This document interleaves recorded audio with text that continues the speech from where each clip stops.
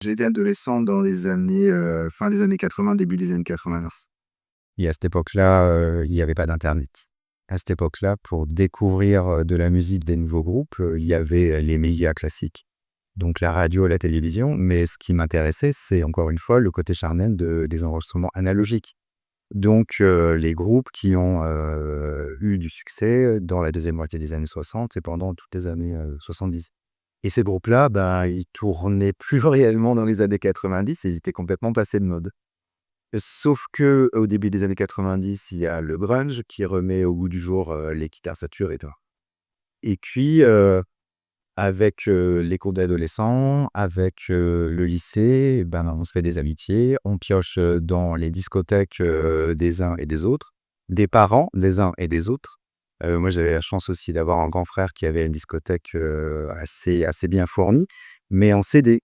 Et donc de fil en aiguille, par des émissions télé aussi qui s'intéressaient encore, dans les années 90 à ce qui s'était passé musicalement dans les années 60, je me suis créé une petite culture, pop, une petite culture de musique pop que j'ai, toujours nourrie de mes recherches.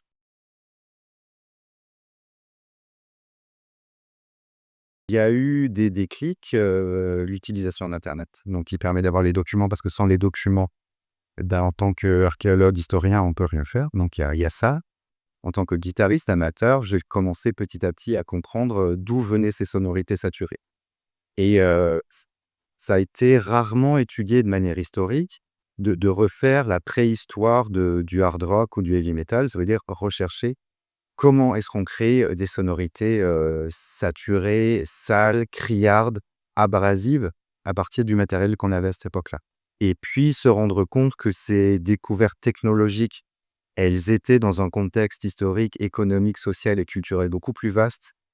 Ça a d'un coup augmenté aussi mes recherches, ça a augmenté la complexité de mon travail, mais peut-être que ça a aussi augmenté la qualité de la réponse à la question, quelles sont les origines de ces, genres musicaux, violents? Et à partir de cette violence, c'est une autre problématique qui m'intéresse en termes historiques, essayer de comprendre est-ce que les violences du XXe siècle, on peut les retrouver dans l'émergence de ces sonorités violentes.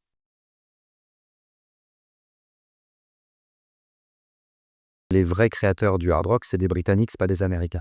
Par contre, c'est des groupes britanniques qui, quand ils vont tourner aux États-Unis, vont avoir plus de public et vont avoir un public différent et se rendre compte que la violence sonore fonctionne ou séduit beaucoup plus aux États-Unis qu'au Royaume-Uni ou qu'en Europe d'une manière générale. Après mai 68, on a vraiment une explosion de sonorités, violentes et on a un public européen et américain qui veut assouvir un désir d'énergie par la musique, donc que ce soit au niveau, du public ou que ce soit au niveau des groupes. Mais l'inverse est vrai aussi. L'inverse, c'est, la politique, elle joue pas tant de rôle que ça dans l'émergence de ce qu'on appelle le hard rock, parce que les groupes de hard rock comme, Led Zeppelin, comme Deep Purple, comme Black Sabbath, ils ont aucun engagement dans, les désirs politiques des baby boomers. En fait, c'est plutôt des groupes comme, les Beatles ou les Rolling Stones.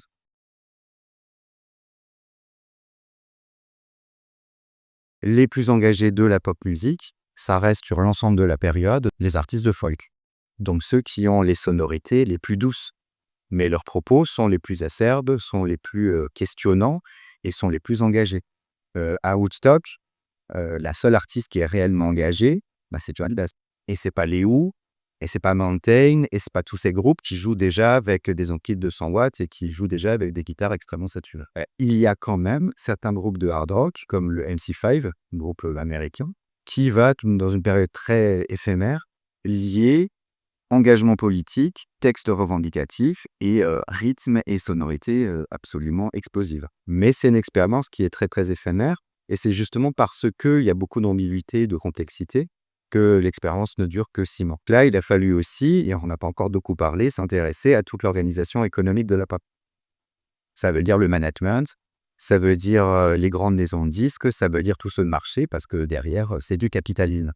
Et donc on tombe sur une espèce de ruban de Möbius parce que les Rolling Stones, dans I Can't Get No Satisfaction, sont les premiers à utiliser, une guitare saturée pour vendre un quart 25 tours Mais c'est un paradoxe parce que ce 45 tours qui est plus vendu en 1965, c'est déjà un pied dans le capitalisme, alors que les paroles condamnent le capitalisme.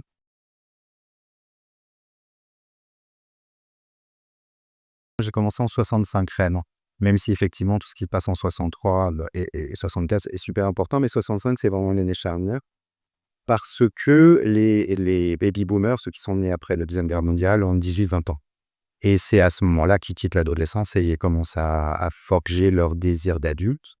Donc ils planifient grosso modo leur vie et se rendent compte que les modèles, les cadres sociaux ne sont pas du tout ce qu'ils veulent. Parce qu'ils ont une société qui est moderne, qui est électrique, et les cadres sociaux qu'on leur impose, ils datent encore du 19e siècle. Donc il y a une distorsion de l'histoire, et c'est assez plaisant de dire que cette distorsion de l'histoire, elle va se retrouver dans la distorsion des sonorités. Et c'est vraiment l'année où les baby boomers ont commencé à se poser des questions, ils vont commencer à être séduits par des nouvelles sonorités, et c'est le mélange entre les nouvelles sonorités électriques et les questionnements personnels, spirituels qui se posent, qui petit à petit va faire l'explosion ou ce qu'on appelle le psychédélisme.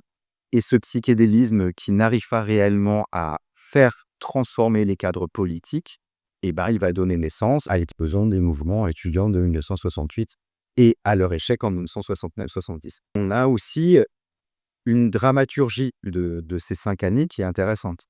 On a des espoirs qui sont assez rapidement transformés en échecs cuisants. Et ce qui a été intéressant, c'est de voir les interactions entre cette dramaturgie historique et les productions sonores de l'époque.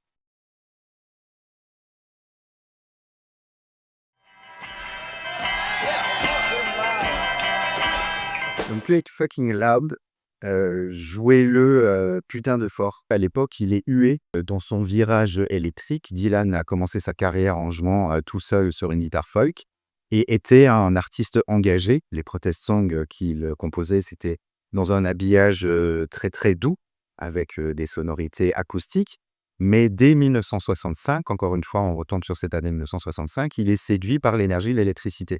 Et en fait, Dylan, il a vraiment un rôle clé dans cette évolution. C'est que quand il se retourne et qu'il dit Play It Fucking Loud, il va symboliquement assurer l'union du fond, ça veut dire de questionnement intellectuel et d'un engagement social, culturel, voire politique, une volonté de changement de la part des baby boomers. Bob Dylan, il est né en 1941. Une union entre ce fond et une forme nouvelle, la forme de l'électricité, la forme de la pop musique des groupes britanniques. Et on se rend compte que très souvent, ceux qui allument la mèche de l'extrémisme des sonorités, c'est les Britanniques. Et ceux qui vont intellectualiser ou théoriser l'utilisation de la forme, c'est plutôt les Américains. Et Dylan, comme par hasard, quand il est en concert au Royaume-Uni, va assurer l'union de ces deux-là. En fait, ce qui est intéressant dans Play It Fucking Loud aussi, c'est que ces phrases-là, logiquement, personne n'aurait dû l'entendre. Il l'a dit quand il se retourne et donc logiquement, c'est plus tout à fait dans la captation du micro, mais il y a un enregistrement pirate qu'il a pris.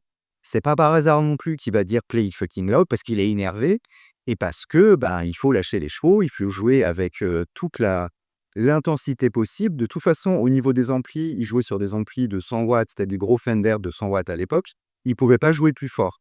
Mais quand il dit fucking loud, c'est vraiment allez-y, donnez tout.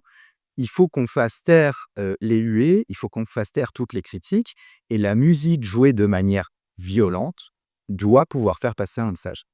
Et en fait, 1966, c'est à partir de là que plein de groupes vont se dire « Ah, jouer de manière violente, ça peut être quelque chose d'intéressant ».